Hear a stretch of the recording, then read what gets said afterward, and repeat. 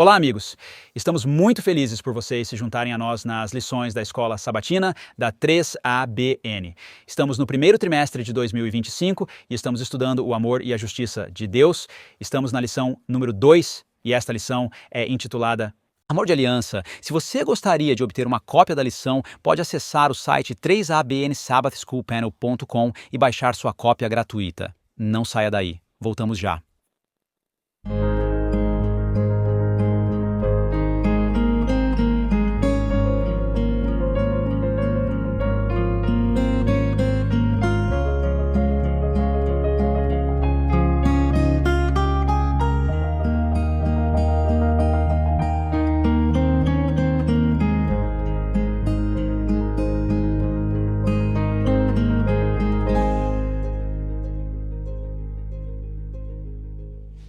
Olá, amigos! Pastor James Rafferty aqui. Estou muito feliz que vocês se juntaram a nós para o estudo da nossa lição desta semana. Estamos na lição número 2, Amor Pactual, e vamos explorar o amor de Deus expresso através de seu pacto.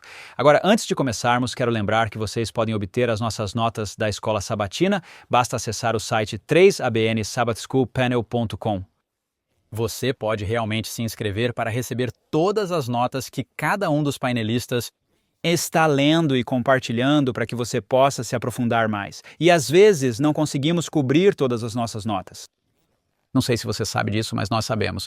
E assim, às vezes, você receberá algumas notas extras que talvez não tenhamos tido a oportunidade ou tempo de compartilhar. Então, queremos incentivá-lo a acessar o site 3abnsabbathschoolpanel.com e se inscrever para receber essas notas semanais de cada semana das lições do trimestre que estamos abordando. Antes de começarmos, vamos apresentar nosso painel, sua família, minha família, nossa família aqui no 3ABN. Vamos começar imediatamente à minha esquerda com a senhora Shelley Quinn. Estou tão feliz por estar aqui e eu tenho a lição de segunda-feira, que é Amor de Aliança. E à sua esquerda imediata, Jill Morricone. Obrigada, Pastor James. Na terça-feira, vamos analisar os relacionamentos condicionais. Amém. E à sua esquerda imediata, professor Daniel Perim. Sim, eu tenho a lição de quarta-feira, que é Misericórdia Perdida. Parece ruim, mas é realmente bom. Certo. E imediatamente à sua esquerda, pastor John Dinsey. Obrigado. É uma bênção estar aqui. E eu tenho quinta-feira. De graça recebestes, então de graça dais. Amém.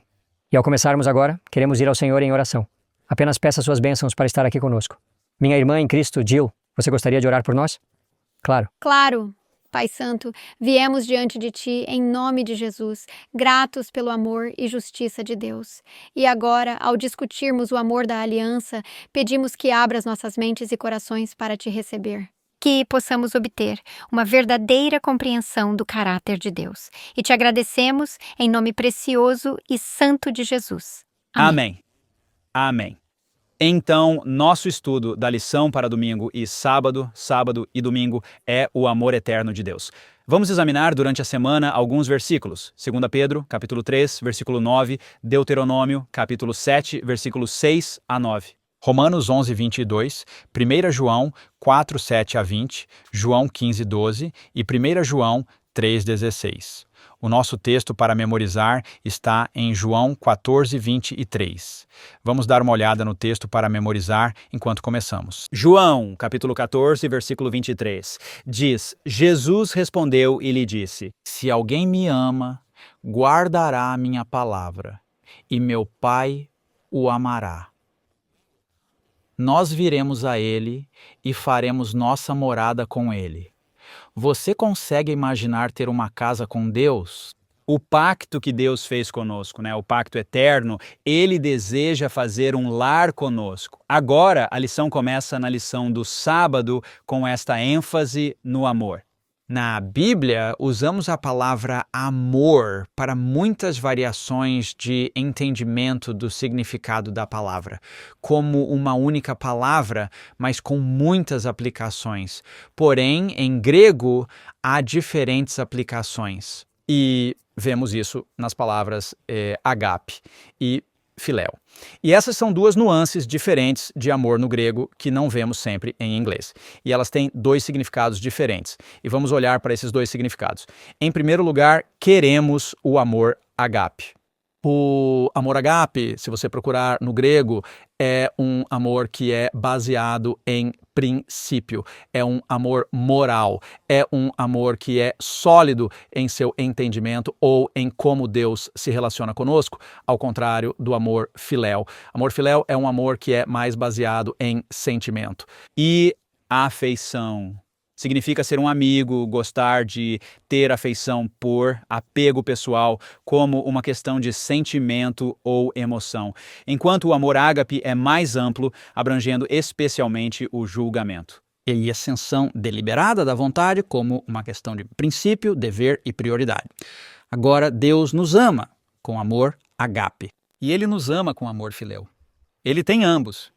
E isso é realmente importante, porque quando pensamos no amor de Deus por nós, às vezes o vemos como mais estoico. Você sabe, é uma questão de princípio. Eu te amo porque é meu dever te amar, e é isso que eu sou. Eu sou Deus e é assim que eu amo você. E claro, às vezes minha esposa me lembra, seu amor por mim parece um pouco estoico, James, certo? Parece que você me ama porque é sua obrigação me amar. Onde está a emoção e onde está o sentimento? Mas encontramos por toda a Bíblia que o amor de Deus por nós não se baseia apenas em dever e princípio. O amor de Deus por nós está repleto de sentimento, afeição e emoção. E realmente, se você estudar cuidadosamente, e vou lhe dar alguns versos para olhar, não os veremos agora. Mas se nós, como seres humanos, de acordo com João, capítulo 21, versículos 15, 16 e 17, nós estamos, na verdade, sem ter amor ágape ou amor filéu por Deus, sem a graça de Deus. Em outras palavras, ambos estão ausentes em nossas vidas. As pessoas perguntam, uma mulher pode abandonar seu filho e não ter compaixão do fruto do seu ventre? E a resposta é sim, elas podem esquecer. Nós podemos esquecer.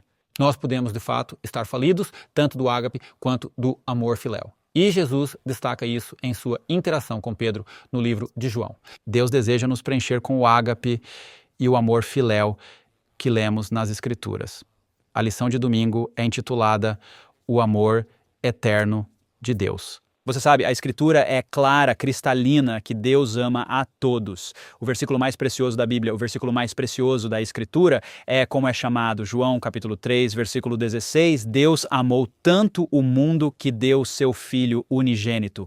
Vou parar aqui por um segundo. Esse amor foi dado ao mundo, não apenas aos adventistas ou aos batistas. Não diz Deus amou tantos adventistas, ou Deus amou tantos batistas, ou Deus amou tantos católicos, ou Deus amou tantos cristãos. Deus ama os muçulmanos, Deus ama os hindus, Deus ama os ateus, Deus ama o mundo ao ponto de entregar seu único filho. E então a segunda parte desse versículo, que é o que nós chamaríamos de subjetivo, é que todo aquele que crê nele não pereça, mas tenha a vida eterna.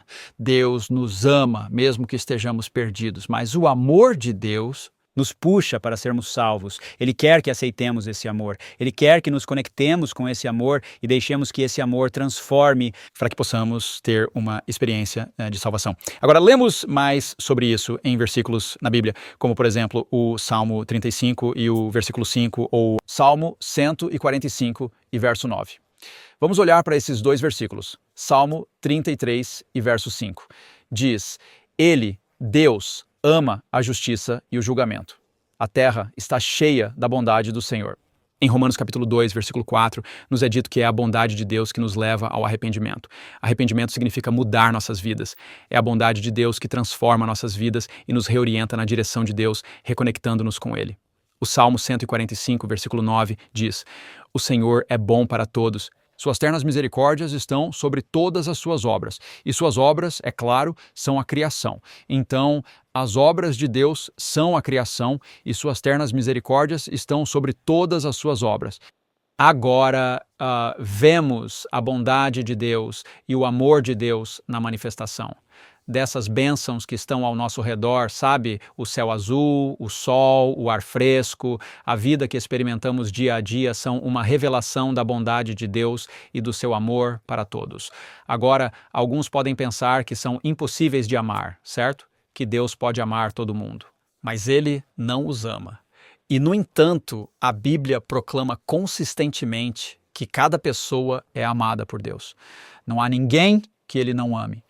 E porque Deus ama a todos, ele também quer que todos sejam salvos. Sabe, a Bíblia diz em 2 Pedro capítulo 3, versículo 9, que Deus não quer que ninguém se perca. Essa é a vontade de Deus para nós, que todos sejam salvos, que todos cheguem ao arrependimento.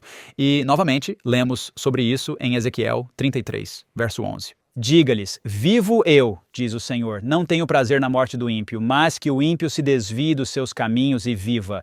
Convertei-vos, convertei-vos dos vossos maus caminhos. Pois por que razão morreríeis, ó casa de Israel?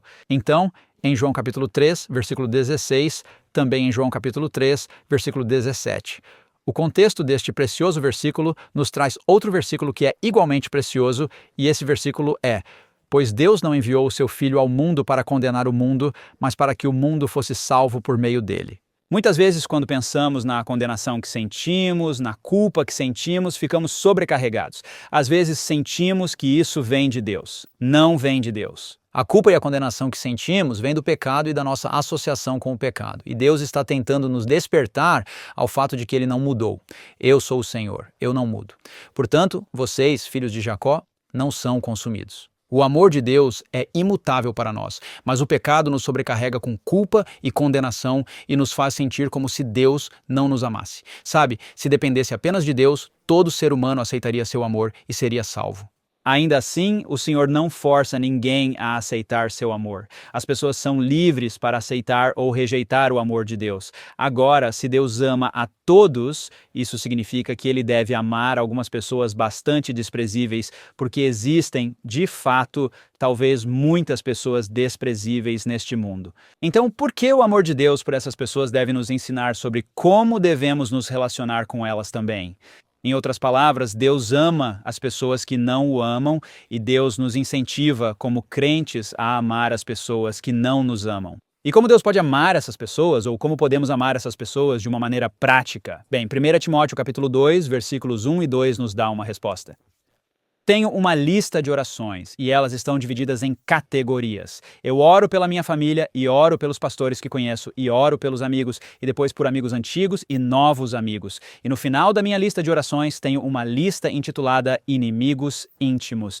1 Timóteo capítulo 2, versículos 1 e 2 diz: Exorto, portanto, que antes de tudo façam-se súplicas, orações, intercessões e ações de graças por todos os homens, por reis, isto é, presidentes e primeiros ministros e por todos os que estão em autoridade. Acho que preciso mover aquela categoria da minha lista de orações, inimigos, para o topo. Porque Paulo está dizendo aqui, antes de mais nada, certo? Família em segundo, mas inimigos em primeiro. Os reis e os governantes podem ser maus e perversos, e sabemos disso por nossa própria experiência. Mesmo hoje, às vezes, enfrentamos dificuldades com nossos políticos e com algumas das coisas que estão acontecendo na política, bem como com alguns dos personagens e revelações que estão ali. E Paulo viveu sob o domínio de Nero. E Paulo tornou o amor prático. Ele disse que queremos orar por nossos governantes e nossos reis, nossos presidentes e nossos primeiros ministros, queremos orar por nossos governadores e nossos juízes, queremos orar por nossos presidentes, queremos orar pelas pessoas que estão em posição de autoridade, não importando o caráter delas. A oração é uma forma que podemos manifestar o amor imutável de Deus pela família humana. E é uma imagem bonita quando pensamos no amor de Deus. Quero compartilhar com vocês 3, 4 ou 5 versículos da Bíblia que descrevem o amor de Deus. Amor sem medida, Romanos capítulo 5, versículos 6 a 8, amor sem limites, Efésios capítulo 3, versículo 19, amor infinito, Lucas capítulo 23, versículo 34, amor imerecido, Lucas capítulo 15, versículo 20, amor eterno, Jeremias capítulo 31, versículo 3 e amor imutável, Malaquias capítulo 3, verso 6. Então, como podemos amar pessoas que não gostam particularmente de nós? Bem, deixe-me apenas dizer que você pode procurar um sermão na 3ABN, intitulado Como Amar Pessoas que Você Não Gosta. Como amar pessoas que você não gosta. Amém. Amém. Obrigada, James, por essa bela introdução. Eu sou Shelley Quinn, tenho a lição de segunda-feira, Amor Pactual. O tema unificador das Escrituras é que nosso Deus é um criador de pactos. Ele é um Deus que guarda alianças. Agora, o que é uma aliança? Significa que Deus não está fazendo contratos com as pessoas. O termo usado para aliança com Deus é a sua vontade expressa. É como um testamento. É por isso que chamamos de Novo Testamento e Velho Testamento. Mas Deus faz todas as promessas do pacto. Deus mantém todas as promessas do pacto. E Ele nos convida a entrar em uma relação de aliança com Ele. Uma relação de amor, de aliança. Esta é uma relação especial, o relacionamento entre Deus e aqueles que entram em aliança com Ele. Envolve não apenas o seu amor por nós, mas também as suas expectativas. Quais são as suas expectativas? Que aceitemos seu amor e que o amemos em retorno, que caminhemos em lealdade ao pacto, que andemos em obediência motivada pelo amor. Uma das minhas escrituras favoritas, Hebreus capítulo 7, versículo 25, diz que Jesus é o fiador. Ele é a garantia da aliança. Bem, pense nisso. Ele é o fiador vindo de Deus. 2 Coríntios, capítulo 1, versículo 20, diz que todas as promessas de Deus são sim e amém em Cristo Jesus. Então, Ele é o fiador de Deus para nós, mas também olhamos. Então, como Jesus é a garantia de nós para Deus? Em Filipenses 2:13, diz que Ele está operando em nós para querer e realizar o bom prazer de Deus. Assim é isso. É simplesmente óbvio. Você entra na aliança, você coopera, você se entrega, você se torna como uma criança e se entrega a Jesus e ao Espírito Santo. Agora, isso é interessante. Quando as pessoas estão em relação de aliança com Deus, esse amor de aliança, Deus se descreve de forma íntima. Termos familiares. Ele se descreve como pai para seu povo da aliança. Vamos para Êxodo 4, versículo 22. Assim, diz o Senhor, Israel é meu filho, meu primogênito. Primogênito significa preeminente na linguagem de aliança. E a palavra, quando falamos sobre filiação de aliança, senhoras, não fiquem chateadas. Primogênito é um termo de aliança. Inclui tanto homens quanto mulheres. Em Jeremias, capítulo 3, versículo 19, Deus disse: Você me chamará meu pai e não se afastará de me seguir. Veja, o Deus do Antigo Testamento e do Novo Testamento é o mesmo Deus de Israel, que faz alianças. Em João capítulo 1, versículo 12 diz: A que a todos quantos recebem Cristo, Ele deu o privilégio, o poder, o direito de se tornarem filhos de Deus. Se confiarmos nele, se nos apoiarmos em seu nome, somos adotados. É tão incrível. Romanos capítulo 8, versículos 14 e 15. Paulo diz que se formos guiados pelo Espírito Santo, somos os filhos da aliança de Deus. Quão precioso é isso! E então continua dizendo que ele é o Espírito de adoção por quem clamamos. Abba, Abba, Pai, Papa, Deus. Agora, Deus também se descreve a seu povo, da aliança como marido. Isaías 54, 5. Ele diz: O seu Criador é o seu marido. O Senhor dos Exércitos é o seu nome. O seu Redentor é o Santo de Israel. Ele é chamado de Deus de toda a terra. Eu amo este verso. Oséias, capítulo 2, versículos 19 e 20. Deus diz: Eu te desposarei. Desposar é um termo legal de aliança, quando se fala de Maria e José, estando prometido, naquele ponto eles haviam entrado em uma relação de aliança. Havia um acordo de aliança. Portanto, o noivado é casamento antes de morar juntos. Chamamos isso de noivado, mas não é tão forte. Mas Deus está dizendo: vou desposar você para sempre. Sim, vou desposar você em justiça. Em justiça, em bondade amorosa e misericórdia. Eu te desposarei em fidelidade. E você deverá conhecer o Senhor. Falamos na semana passada sobre a festa de casamento, ser convidado para a festa de casamento. Estamos noivos se estamos em relacionamento de aliança, e essa festa de casamento acontecerá após o retorno de Cristo.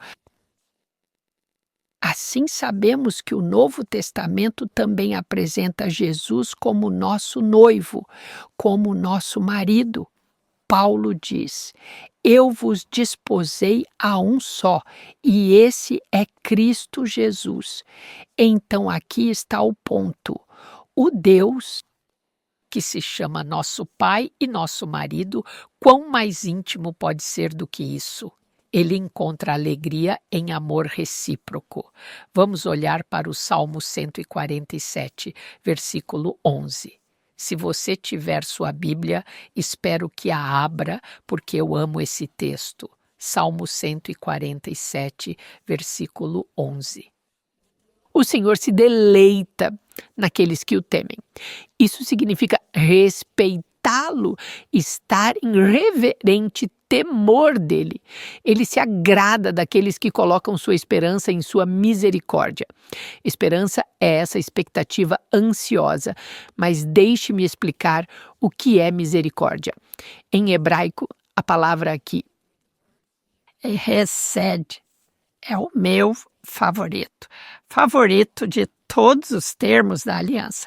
Meu termo favorito da aliança é chesed. E isso é como um diamante multifacetado. É tão rico, é usado mais de 240 vezes na língua hebraica original do Antigo Testamento. É tão rico em significado que nenhuma palavra única em inglês pode descrevê-lo, e os tradutores têm dificuldade em decidir qual usar. Significa amor infalível, bondade amorosa, misericórdia, graça, firmeza, aliança, lealdade, fidelidade. Tudo isso está integrado em seu significado e descreve as ações de Deus para com o seu povo da aliança. Hesed é o amor de aliança. Deuteronômio, capítulo 7, versículos 6 a 8. Deus não escolheu Israel como seu filho da aliança, porque eram numerosos. Não foi porque eram a maior ou mais poderosa nação. Eles realmente não eram grandes em nada. Mas ele os escolheu para manter o seu pacto eterno, o seu juramento a Abraão, Isaque e Jacó. Ele os redimiu de sua casa de escravidão. Ele os libertou. Ele os salvou e os trouxe para si. Agora, Deuteronômio capítulo 7, versículo 9, diz: portanto, saiba que o Senhor seu Deus, Ele é Deus, o Deus fiel, quem guarda a aliança ou misericórdia por 1000 gerações com aqueles que o amam e guardam os seus mandamentos. Veja, guardar os seus mandamentos é manter o pacto com ele, porque Deus opera, ele tem um governo, ele opera pelo poder do amor, e os seus mandamentos colocam limites nesse amor. Os primeiros 4, acerca do que ele espera de nós, como nosso amor por ele, como nosso soberano Criador. E a segunda tábua dos 6 é a horizontal, o que ele espera que façamos em amor pelos outros. Aqui está uma citação. Deuteronômio 7 a 9 descreve um tipo especial de amor que Deus tem com o seu povo da aliança, um relacionamento que depende parcialmente de eles permanecerem fiéis. O amor de Deus é incondicional, mas o relacionamento da aliança com seu povo é condicional. É condicional. Obrigado, Shelley. Que bênção entender mais sobre esse amor de aliança. Vamos fazer uma pausa e focar nas missões, mas não vá embora. Voltaremos em breve. Olá, eu sou Greg Morricone. Estou tão feliz que você se juntou a mim para o Momento Missionário da Rede 3ABN. Lembra-se do Dan da semana passada? Sua casa não tem eletricidade, toda a sua água vem de uma nascente e muitas vezes o sinal do celular é tão fraco que apenas mensagens de texto conseguem chegar. E quando ele entrou na faculdade, já havia deixado Deus bem para trás. Dan se envolveu com álcool e drogas. Quando se mudou para uma grande cidade, sua vida piorou. Enquanto estava lá, ele sofreu um derrame, seguido de cirurgia cardíaca aberta. Isso realmente chamou sua atenção. Sua dieta e seus hábitos precisaram mudar. Dan se viu ansiando por Deus, então começou a visitar diferentes igrejas. No entanto, em todos os lugares que ele ia, só via aqueles que simplesmente cumpriam seu tempo e mal podiam esperar para voltar para casa e assistir esportes. Deve haver algo melhor do que isso, ele pensou. Então, em 2019, quando ele estava vivendo fora da rede, sem eletricidade, sem televisão e com sinal de celular limitado, ele sintonizou uma afiliada da estação de rádio 3ABN de Livingston, Tennessee. Enquanto ouvia, começou a ouvir sobre o sábado e pensou: o que é essa igreja adventista do sétimo dia? Ele nunca tinha ouvido falar deles antes, mas então ele descobriu a Igreja Adventista do Sétimo Dia Lighthouse, nos arredores de Lafayette, Tennessee. O que aconteceu naquele dia mudou a vida de Dan para sempre. E eu contarei sobre isso no próximo Momento Missionário da 3ABN. Que Deus te abençoe de uma maneira especial hoje. Oi, amigos, estou feliz que vocês estão de volta conosco. Vamos passar para a lição de terça-feira. Muito obrigada, pastor James e Shelley. Que lição incrível, amor pactual. Sou Jill Morricone e meu dia é sobre relacionamentos condicionais. Antes de entrarmos na lição, vou contar para vocês para onde estamos indo 7 vislumbres bíblicos do que é o amor de Deus. É para lá que estamos indo. Mas antes de chegarmos lá, vamos falar sobre declarações condicionais. Esta é uma afirmação condicional. Se isso, esta é a sua condição, sua hipótese. Então, aquilo vai acontecer. Por exemplo, se você trabalhar horas extras, então receberá 1 hora de pagamento a mais. A hora a mais é condicional se trabalhar horas extras. Vou lavar o carro se o tempo estiver bom. Em outras palavras, a condição é o tempo estar bom. Se o tempo estiver bom, então eu vou lavar o carro. Temos declarações de sim então em nosso relacionamento com Deus? Em outras palavras, existem condições dentro desse relacionamento? Sabemos que ele nos ama livremente. Falamos sobre isso na semana passada e nesta semana. O amor dele é dado a todos, a cada um e a todos. Sabemos que o dom da salvação é dado gratuitamente a todos. Isso significa que todos são salvos? Isso significa que todos continuam em um relacionamento de amor com Jesus? Posso rejeitar esse amor? E existem condições do tipo, se então, no meu relacionamento com ele? Vamos para o livro de Oséias. Vamos passar a maior parte do nosso tempo com Oséias. E se você perdeu o que o professor Perim disse na semana passada sobre Oséias, certifique-se de dar uma olhada nessa lição. Por quê? Foi incrível. Oséias. Vamos para Oséias, capítulo 1, versículo 10. Vamos olhar vários versículos diferentes em Oséias. E depois veremos outras escrituras. 7 vislumbres bíblicos de como o amor de Deus é. Oséias, capítulo 1, versículo 10. No lugar onde lhes foi dito, vocês não são meu povo, ali lhes será dito, vocês são filhos do Deus vivo. Agora, é claro que sabemos que o profeta Oséias foi instruído a se casar com uma mulher imoral, uma prostituta. E isso foi para ser uma alegoria, por assim dizer, uma lição objetiva, um símbolo do amor fiel de Deus por um povo infiel. Pessoas que foram atrás de outros amantes ou ídolos ou seguiram seus próprios caminhos. Então, o que ele está dizendo aqui em Oséias, capítulo 1, versículo 10? Deus quer relacionamento conosco. Deus amou seu povo. Eles o rejeitaram e ainda assim ele os perdoou e os recebeu de volta. Ele diz que no lugar onde foi dito, vocês não são meu povo, será dito, vocês são filhos do Deus vivo. Número 1, amor é relacionamento. No seu âmago, o amor de Deus é sobre o relacionamento com você e comigo. Vamos para Oséias 2:14. Portanto, eis que vou atraí-la. Vou levá-la ao deserto e falar-lhe confortavelmente. O povo de Deus o havia rejeitado mais uma vez. Eles haviam seguido ídolos de sua própria escolha, e ainda assim, quando eles, os israelitas, e por extensão você e eu, quando merecemos justiça, Deus nos estende misericórdia. Ao invés disso, versos 19 e 20. Shelley, você leu isso. Eu amo esse verso. Eu te desposarei para sempre. Este é o relacionamento de aliança. Eu te desposarei em justiça e retidão, em amor e misericórdia. Eu te desposarei em fidelidade e conhecerás o Senhor. Número 2. O amor é compromisso. O Senhor Jesus está em um relacionamento comprometido, quer estar em um relacionamento de aliança comprometido com cada um de nós, e Ele deseja que nos comprometamos em retorno. Ele quer que respondamos ao seu amor atraente. Vamos para Oséias capítulo 4. Oséias capítulo 4, versículo 1. O povo rejeitou Deus novamente, pois o Senhor faz uma acusação contra os habitantes da terra. Não há verdade, misericórdia ou conhecimento de Deus na terra. Estes são os mandamentos que eles estão quebrando. Eles quebram todas as restrições com derramamento de sangue após derramamento de sangue. Pule para o versículo 6. Meu povo é destruído por falta de conhecimento, porque aqui está a condição. Porque você rejeitou o conhecimento, eu te rejeitarei para serem sacerdotes para mim. Porque outra condição, você esqueceu a lei do seu Deus. Eu também esquecerei seus filhos. Número 3. Amor é escolha.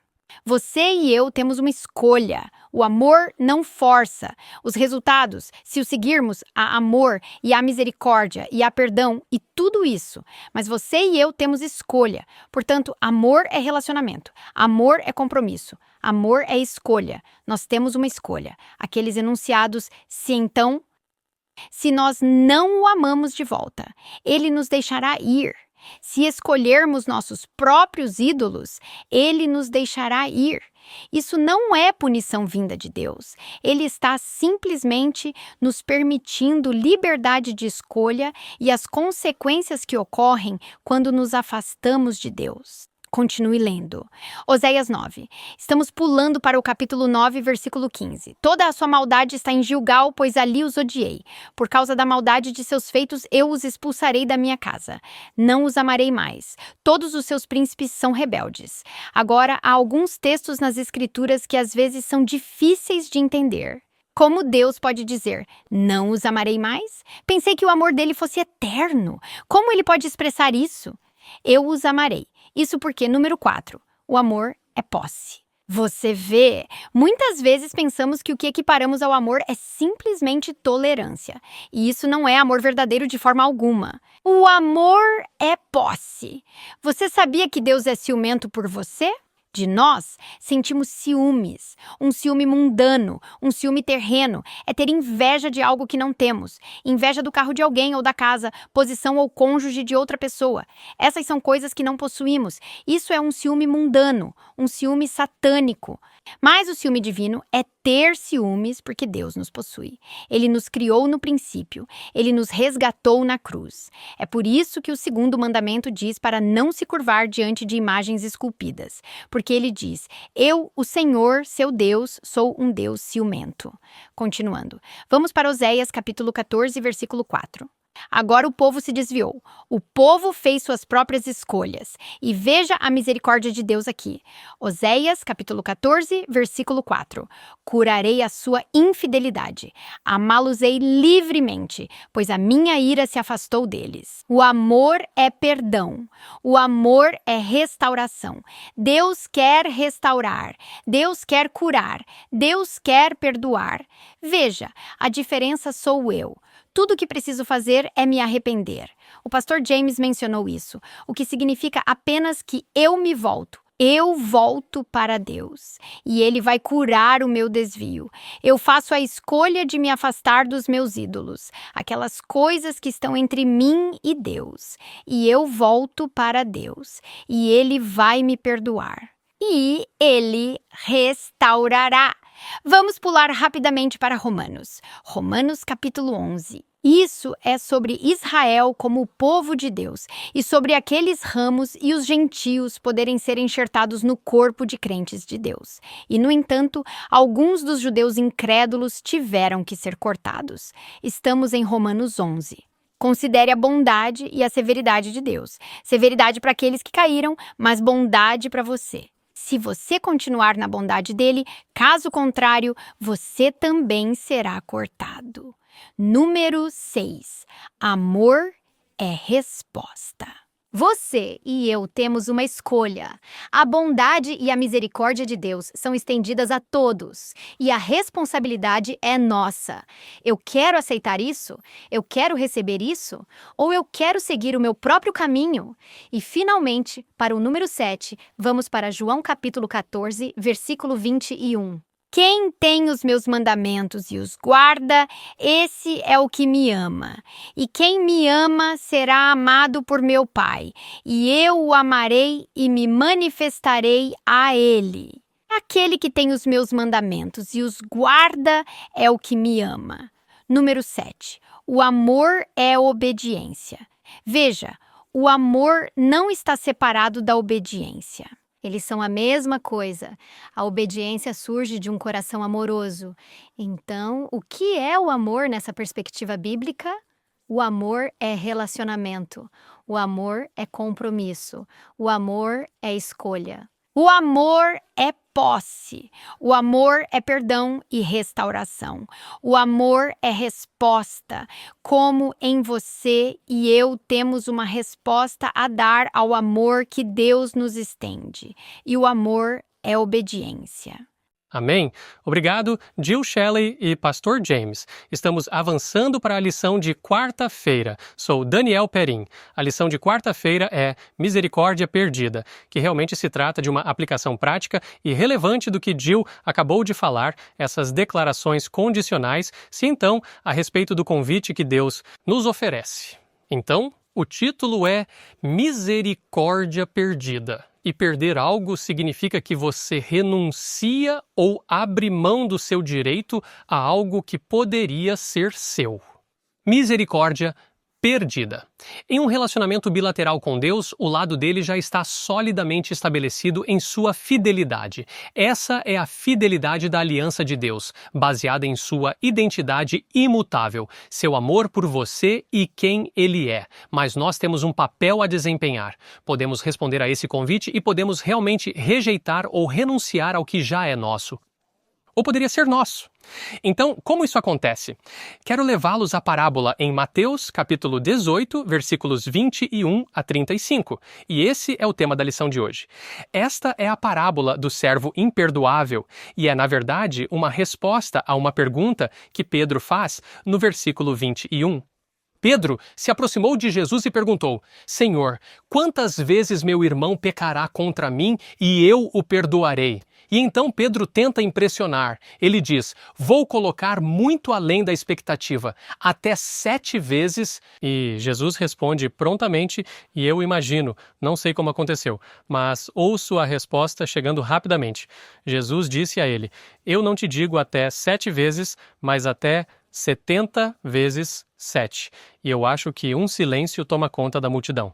Sério? 70 vezes 7. Há algumas coisas que Jesus disse na Bíblia que realmente precisamos analisar. E esta é uma delas. E então ele conta esta história. Ele diz que há um rei que está revendo todas as contas dos seus servos. Há alguém que devia a ele 10.000 talentos, e a lição diz que, com base no salário diário da época, levaria 200.000 anos para pagar isso. Que tipo de dívida esse homem tinha? Isso não é apenas má gestão de dinheiro, são crimes contra o reino. E ele poderia, mas isso não vem ao caso. O ponto é que ele jamais poderia pagar essa dívida. E então ele simplesmente apela para a misericórdia do rei e diz: por favor, tenha misericórdia de mim. E o rei, no versículo 27, o senhor do servo foi movido por compaixão, libertou-o e perdoou-lhe a dívida, sem dívida. Completamente perdoado, justificado, livre e limpo. E é nesse momento que ele sai e começa a exigir o pagamento de uma dívida menor, 2 denários, apenas alguns dólares de alguém. E assim, quero levá-lo a algumas afirmações que Jesus tem a fazer, mas em vez de apenas lê-las das Escrituras, vou compartilhar com você alguns parágrafos de parábolas de Jesus e caminho a Cristo. O primeiro está em Parábolas de Jesus, página 251, onde Ellen White está escrevendo sobre esta parábola. E ela começa citando Mateus, capítulo 6, versículo 15. Mas se não perdoardes aos homens as suas ofensas, também vosso Pai não vos perdoará as vossas ofensas. Mateus, capítulo 6, versículo 15. Nada pode justificar um espírito que não perdoa. Nada. Aquele que não é misericordioso com os outros mostra que ele próprio não é um participante da graça perdoadora de Deus. Se, no perdão de Deus, o coração do errante é aproximado ao coração do amor infinito, a onda da compaixão divina flui para a alma do pecador e dele para as almas dos outros. A ternura e misericórdia que Cristo revelou em sua própria vida preciosa serão vistas naqueles que se tornam partícipes de sua graça. E então, ela cita Romanos, capítulo 8 e 9. Mas se alguém não tem o Espírito de Cristo, este não é dele. Está alienado de Deus, apto apenas para a separação eterna dele. Então, eis um sinal. Se recebemos a graça perdoadora de Cristo, esse mesmo Espírito flui para os outros? Parágrafo 3 e 4, da página 251. Ainda assim, é verdade que ele pode ter recebido perdão uma vez, mas seu espírito implacável mostra que agora ele rejeita o amor perdoador de Deus. Ele se separou de Deus e está na mesma condição de antes de ser perdoado. E isso revela que você não pode dizer: fui salvo no passado. Uma vez salvo, sempre salvo. O seu nome, como você vê em Apocalipse 3, versículo 5, pode ser escrito no livro da vida e depois removido. Vou continuar com a mesma citação do livro Parábolas de Jesus, página 251, parágrafos 3 e 4. Não somos perdoados porque perdoamos, mas enquanto perdoamos. O fundamento de todo perdão encontra-se no amor imerecido de Deus, por isso Cristo diz: com o juízo que julgardes, com esse sereis julgados, e com a medida com que medirdes, vos medirão também. Mateus 7:2. O que sai revela o que está dentro. O perdão limitado é o que surge. Eu vou te perdoar um pouco, mas quero que você pague. Quero que você saiba o quanto isso me machuca. A incerteza em perdoar parece... Você vai esperar um tempo para deixá-lo sofrer? Bem, isso mostra que temos sido relutantes em aceitar o perdão de Deus. Lição de Cristo, página 249. Outra afirmação aqui. Se o seu irmão errar, você deve perdoá-lo.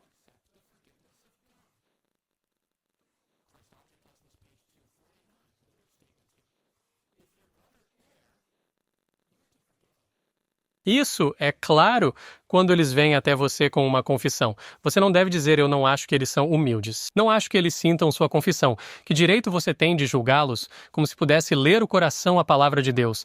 De se ele se arrepender, perdoe-o. E se ele pecar contra ti 7 vezes em um dia e 7 vezes no dia, voltar a ti dizendo: eu me arrependo, tu deves perdoá-lo. Isso está em Lucas 17:3 e não apenas 7 vezes, mas 70 vezes 7, assim como Deus te perdoa. Agora, é fácil falar sobre isso talvez como um conceito teológico, mas você tem aquela pessoa na sua vida e é difícil perdoá-los. Estas palavras são dirigidas a você. Não há nada de errado com limites saudáveis. Você precisa respeitar e restabelecer limites saudáveis, mas mesmo que alguém nunca se arrependa, você deve, pela graça de Deus, ter perdão em seu coração para que, imediatamente, se eles pedissem, você pudesse dizer de coração: você está livre. E mais uma grande citação de Caminho a Cristo, na página 97, em um capítulo chamado O Privilégio da Oração. Se você ainda não leu este livro, são 13 capítulos curtos, um pouco mais de 110 páginas. É uma grande bênção para você. Quando pedimos misericórdia e bênção a Deus, devemos ter um espírito de amor e perdão em nossos corações. Como podemos orar? Perdoa as nossas dívidas, assim como nós temos perdoado aos nossos devedores, e ainda manter um espírito não perdoador. Se esperamos que nossas orações sejam ouvidas, devemos perdoar os outros da mesma maneira e na mesma medida que esperamos ser perdoados. Perdoe os outros da mesma maneira e na mesma medida que você espera ser perdoado. De que maneira você espera ser perdoado por Deus? Livremente. E até que ponto você espera ser perdoado por Deus? Completamente. 100%. Aquele sacrifício no altar, que é Jesus, assegurou o perdão para você, tanto pelo maior pecado, quanto pelo menor pecado. Não havia nenhuma deficiência no perdão de Jesus para você. Havia? Não houve pecado, é como se diz, esse não. Seu perdão era tão amplo, mas você acabou de ultrapassar os limites e o mesmo deve ser verdadeiro para nós. Misericórdia, por definição, significa que o objeto da misericórdia é imerecido. Não merece isso.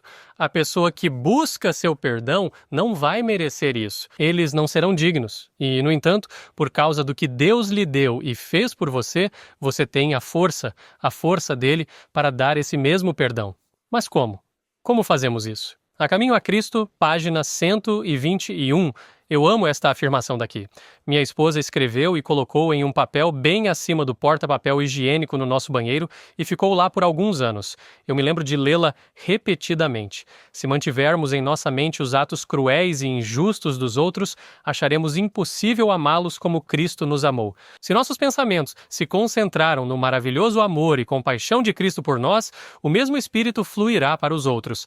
É assim que acontece. Dizemos, Senhor, mostra-me a profundidade da minha pecaminosidade e mostra-me, dá-me essa confiança através da Tua palavra de que me perdoaste.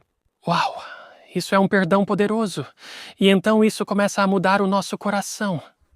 E ao vermos alguém errando, alguém nos magoando, começaremos a amar eles. Não apenas ficar irritados e chateados porque me maltrataram, mas começamos a amá-los e a perdoá-los e a estender misericórdia, não misericórdia perdida. Aceitamos a misericórdia de Cristo permitindo que ela seja um canal, não bloqueando, mas permitindo que seja um canal para fluir através de nós para os outros também. Amém, amém. Bem, eu estive aqui sentado, sendo abençoado por cada um de vocês, como Deus tem dado a vocês coisas maravilhosas para compartilhar. Meu nome é John Dincy, eu tenho quinta-feira, de graça recebeste? De graça dai. E eu vou ler para vocês a lição para começar. Assim como o servo nunca poderia pagar sua dívida ao seu mestre, nós nunca poderíamos pagar a Deus. Nós nunca poderíamos ganhar ou merecer o amor de Deus. Deus demonstra seu próprio amor por nós ao ponto de que, enquanto ainda éramos pecadores, Cristo morreu por nós. Romanos capítulo 5, versículo 8, e continua dizendo que amor incrível. 1 João capítulo 3, versículo 1 diz: Vejam que grande amor o Pai nos concedeu a ponto de sermos chamados filhos de Deus. E você sabe, quando você olha para essa palavra, eis, não é como um rápido olhar. Deus quer que paremos e realmente consideremos o amor de Deus por nós. E realmente João não conseguiu nem descrever o amor de Deus. Ninguém pode, ninguém realmente pode. Ele apenas convidou as pessoas a contemplarem o amor de Deus, porque quando você faz isso, ele está se abrindo para que Deus revele coisas a você e te ajude a entender que Deus tem sido misericordioso e bondoso contigo. Precisamos compartilhar esse amor com os outros. Deus nos mostrou misericórdia. Devemos mostrar misericórdia aos outros. É isso que essa parábola está tentando nos ensinar.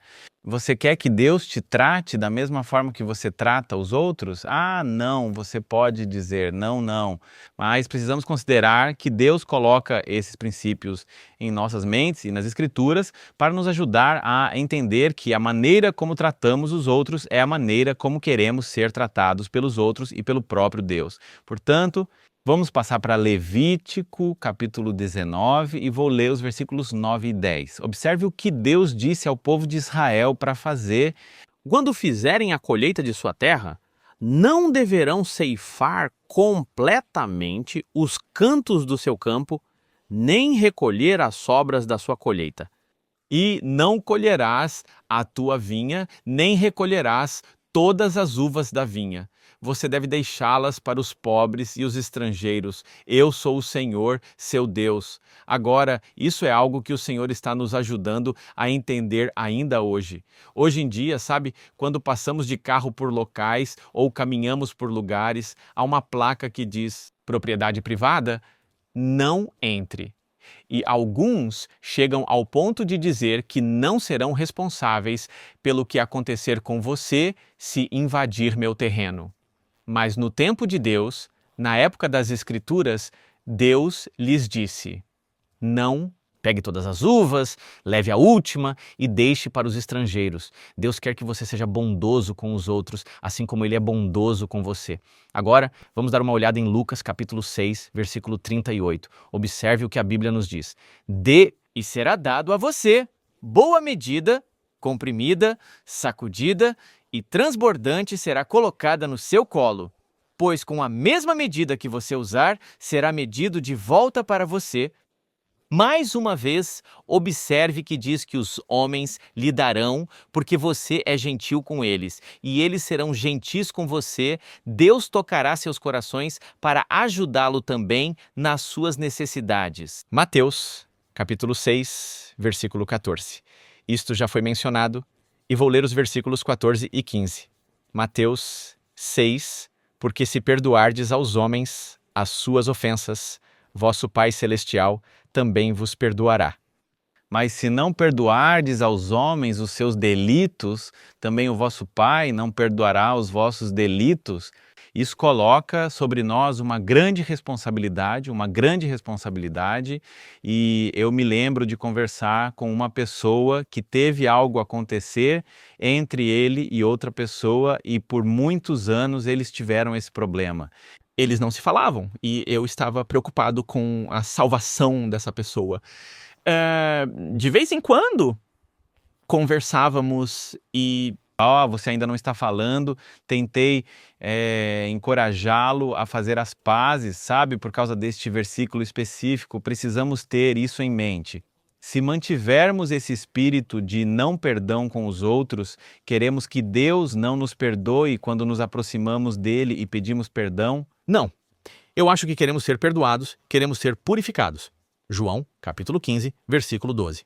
Observe o que Jesus diz: este é o meu mandamento, que vocês amem uns aos outros como eu os amei.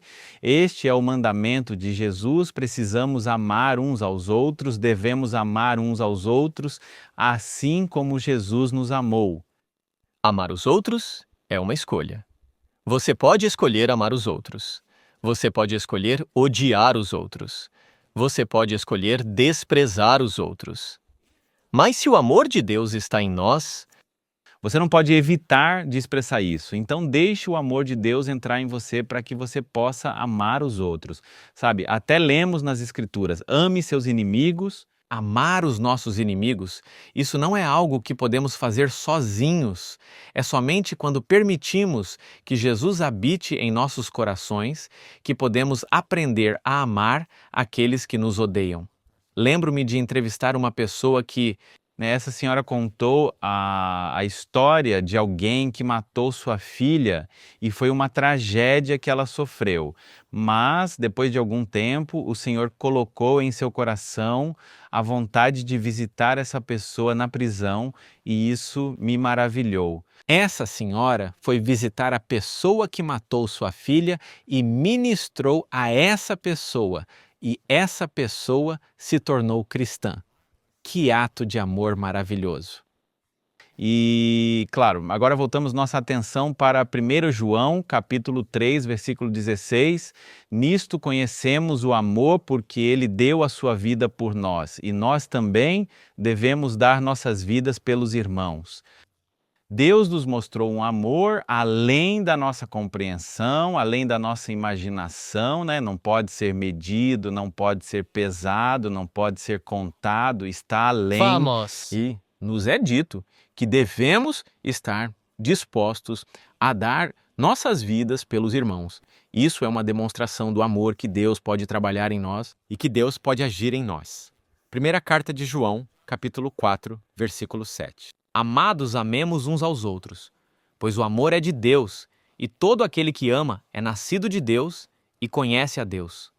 Quem não ama, não conhece a Deus, pois Deus é amor. Esta é a realidade. Lembra de uma das histórias que surgiu na 3ABN? Quando muitos batismos estavam ocorrendo na Rússia. E esta história é contada de uma pessoa que assistiu à série evangelística, foi batizada no rio e agora essa pessoa está saindo do rio. E ali está cara a cara com a pessoa que matou os pais. E por um momento, chocado. Mas perceba que essa pessoa estava vindo para ser batizada e imediatamente teve uma reação de abraçar aquela pessoa. Isso é praticamente inimaginável. Mas abraçar a pessoa, porque aquela pessoa que estava saindo do batismo estava se alegrando com a salvação de Deus, com o perdão de Deus. E agora cara a cara com alguém que no passado, se eu pudesse colocar minhas mãos nessa pessoa. Mas Deus mudou o coração. E isso é algo que, se permitirmos que o Senhor faça em nós, veremos coisas maravilhosas acontecerem. 1 João capítulo 4, versículo 9. Nisto o amor de Deus foi manifestado em nós, pois Deus enviou seu Filho unigênito ao mundo para que pudéssemos viver por meio dele. Nisto está o amor. Não que nós tenhamos amado a Deus, mas que Ele nos amou e enviou o seu Filho como propiciação pelos nossos pecados. Deus demonstrou o seu amor e não deve haver dúvida sobre isso quando consideramos que Jesus fez isso por nós. 1 João capítulo 4, versículo 11. Amados, se Deus assim nos amou, também devemos amar uns aos outros. Ver Deus através do amor é o que devemos fazer. E assim, versículo 12, ninguém jamais viu Deus. Se nos amarmos uns aos outros, Deus permanece em nós e o seu amor é aperfeiçoado em nós. Que coisa maravilhosa a se considerar quando olhamos para o amor de Deus. E perceba que Deus quer manifestar esse amor em nós. E podemos ver que Ele está nos preparando para estarmos no céu. Sabe? Pode haver pessoas em suas vidas que fizeram algo errado com você no passado e você perdeu contato com elas. Você não sabe o que aconteceu com elas, nem se tornaram cristãs ou não. Prepare-se para surpresas, porque às vezes olhamos para as pessoas e pensamos, essa pessoa vai para o inferno, mas pode ser que essa pessoa se arrependeu e estará no céu? Prepare-se para surpresas, especialmente se você estiver lá. Amém. Obrigado, pastor Lindsay. Sabe, eu penso em Saulo e Estevão e em como Estevão vai ficar chocado quando vir Saulo. Temos apenas alguns minutos para comentários finais. Deus ama a todos, mas tem um amor especial por aqueles que entram em aliança com Ele. Ele mantém a aliança com aqueles que a mantêm ao andar com Ele. O amor de Deus não é humano, volúvel ou mutável, não depende do que eu faço, não é distorcido, raso ou superficial. O amor de Deus é profundo, imutável e incondicional e depende da nossa resposta a esse amor. Existe alguém na sua vida que você está tendo dificuldade em perdoar? Talvez um membro da família, talvez alguém na família de Deus. Peça a Deus que lhe dê força pela sua graça, para lhe dar uma visão e compreensão da sua misericórdia para com você, para que você possa perdoar como Ele. Amém. Para mim, a lição foi intitulada Você recebeu gratuitamente, dê gratuitamente. Talvez você precise exercitar misericórdia em relação a alguém. Talvez até mesmo essa semana algo tenha acontecido que você precise ser misericordioso com essa pessoa. Eu te encorajo a deixar o amor de Deus brilhar através de você. Amém, amém. O amor de Deus não muda, mas às vezes a manifestação desse amor nos parece diferente. Deus nos ama o suficiente para nos repreender e nos disciplinar, e é isso que vemos no Velho Testamento. Deus é um Deus de amor e de justiça. Vamos estudar na nossa próxima lição como agradar a Deus. A lição número 3 é intitulada Como agradar a Deus. Esperamos que você esteja sendo abençoado por estas lições como nós estamos e esperamos nos conectar novamente em nosso estudo da Palavra de Deus. Que Deus te abençoe.